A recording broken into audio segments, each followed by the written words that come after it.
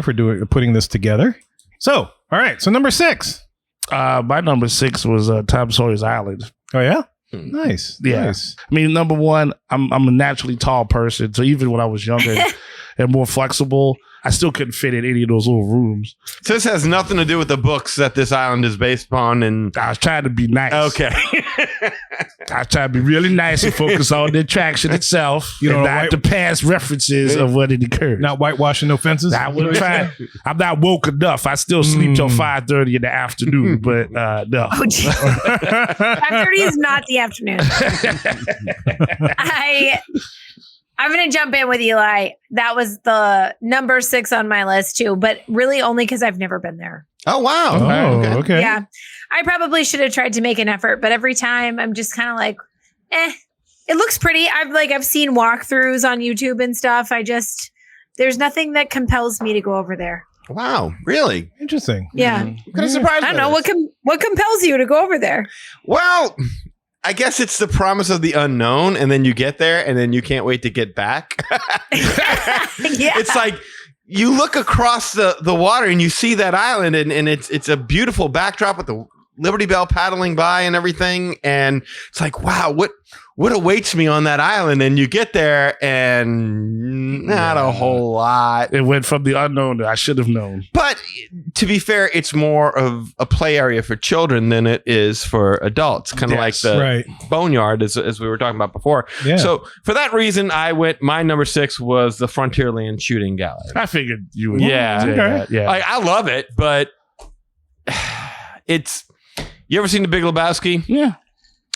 To me, the Frontierland Shooting Gallery, it's like the dude's rug. It really tied Frontierland together. It gave you a bit of that shoot 'em up, outlaw violence from the Old West. Yes. While still being family friendly enough to be next to singing bears. But you walk by it, most people walk by it and didn't even realize it was there. That's fair. It was a hidden gem almost. It was. Yeah. But it wasn't anything that if I didn't do on my Disney vacation, it would have ruined it.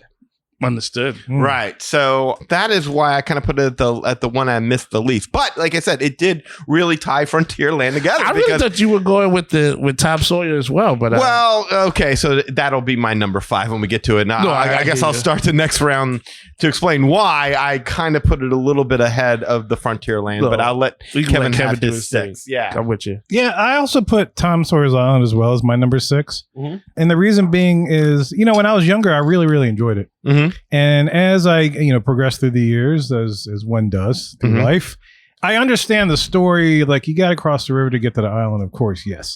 But the tedious part is waiting for said raft to take you across the island and also to take you back. Mm-hmm. Which at that point I was like, I'd rather. I mean, I know it's a nice slow. I should slow down and just chill, but it's like I don't feel like doing that. No. I'll sit on a bench and enjoy watching people in the rafts and waiting in line and watching the riverboat pass by and ducks float around and I could chill like that. I mean, I used to when I was little, I used to love exploring those caves. Those are cool. Yeah, those are cool. Barrel Bridge, all this stuff. Yeah, sometimes waiting for that raft was like... Yeah, it was almost like watching grass grow for me. Yeah. I was like, Oh, no. This is... Because you're watching other people have fun. Yeah. And you're like, I'm not having fun. I'm waiting. Listen, you guys are not selling me on this. No, we're not. I'm not feeling bad that I haven't been. Yeah. But again, it's not for you. It's for your kids. Okay. Yeah, it's totally a play area. Again, it's kind of like taking your kids to the Boneyard. Boneyard's awesome. If you're a kid, if you're an adult, you sit there. Isolate the noisy kids in an island. Yeah, okay. But, we could probably get into this later, but the Boneyard has the benefit of beer. Mm. A boneyard and beer. I don't need a beerless Boneyard. That's fair. But if it was a beerless boneyard, it goes below Tom Sawyer Island. I would say it would be bad. yeah. Then it would be number 6 on my list. As is this. I mean, I guess that's a good point saying for Tom Sawyer Island to be for kids. I just don't know if it would be for kids of this generation as opposed to like ours and then in the past. You know it would need to be mean? like a first person shooter kind Exactly. of They're like, where's like the a laser VR? tag. No, it's kind of like Back to the Future 2. Remember when Marty McFly goes in there and he playing the arcade machine? He's like, "You mean you need to use your hands? It's like a baby's toy." I think that once a kid gets a phone in their hand, that's what everything else in life is. Like, oh, I gotta climb that? No. Too Give me tired. the phone. Yeah. But let me tell you why Time Sawyer's Island made it to number 5, since I think we can move on. Yeah, Yes, go ahead. Yeah. please. This is why I made it to 5 for me, because it's a magnificent backdrop when you're looking out at the rivers of America with the Liberty Bell coming by. I mean, that is a picture every single time I go. I'm going to miss that shot. Yeah. If I went and I did not play the Frontierland Shooting Arcade, it wouldn't bug me all that much. But not having that visual is going to bug me when I go back. I love the visual of the island in the background with the rivers of America in the paddle boat going by. I think it's beautiful. I think it's serene. I think it's the heart of what made Frontierland. It's a nice scene when you're rounding that corner, Yes. right? And you see the riverboat and the water and all that, the kinetic energy happening. Exactly. It is cool. Yeah. I mean, think about going to Club 33. I mean, that's the good thing about this is that you'll still have this over in Disneyland, but think about going to Club 33. That's your view looking out. Yeah.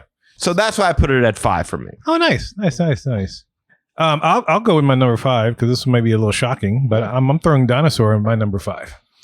Whoa. Oh, Yeah. I thought you'd have gone a little higher with that. A little bit, yeah, but in essence, here's the thing about Dinosaur. I was so back in the day when they first came up with that ride vehicle, that full ride system. I was so enamored with it. That's like I really wanted one of our own over here, Walt Disney World, especially when it opened to Indiana Jones. And then when we got it, it was great. Yeah, it was a different story, but in essence, at least I assume it's not going away. Right?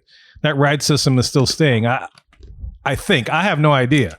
I could be completely wrong. No, about I think this. it's staying. Yeah. But that's what I'm running on, because if it's a quick turnaround, like it feels like, then it's going to be the same track, same ride layout kind of stuff. Maybe different little changes, but it's still going to be that same ride thing. So that's the piece that I know is not going away. I'm happy with, and that's what really made me enamored with that particular attraction.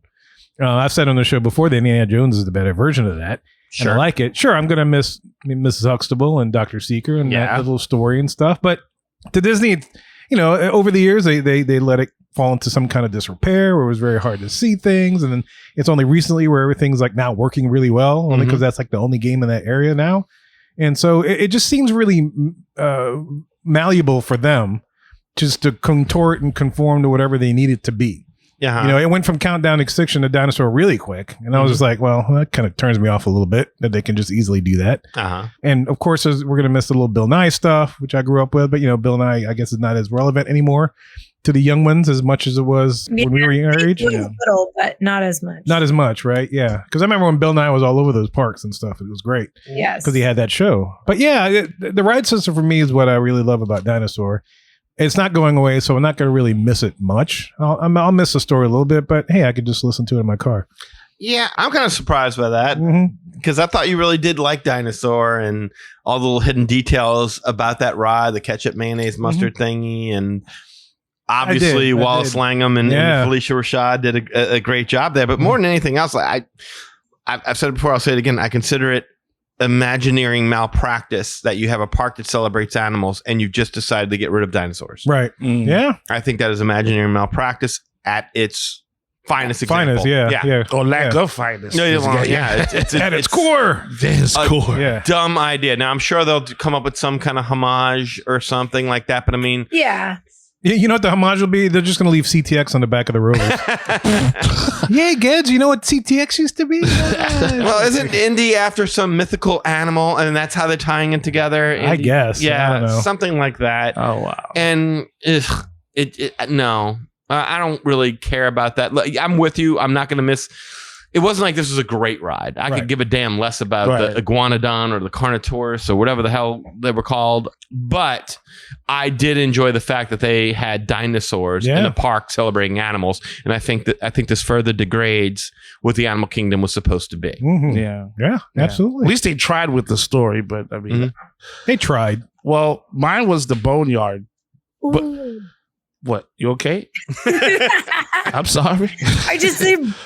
That's all right. It's all right. They had beer. Didn't you hear her? I did. They had beer in the Boneyard. I didn't know like that. My thing was again. I'm sorry. I just heard like ooh. Like I was like, man. Yeah, you hurt me. It's okay. I understand. Danny hurt me too early with the gallery, but we all in this together. There's beer in them there Boneyard.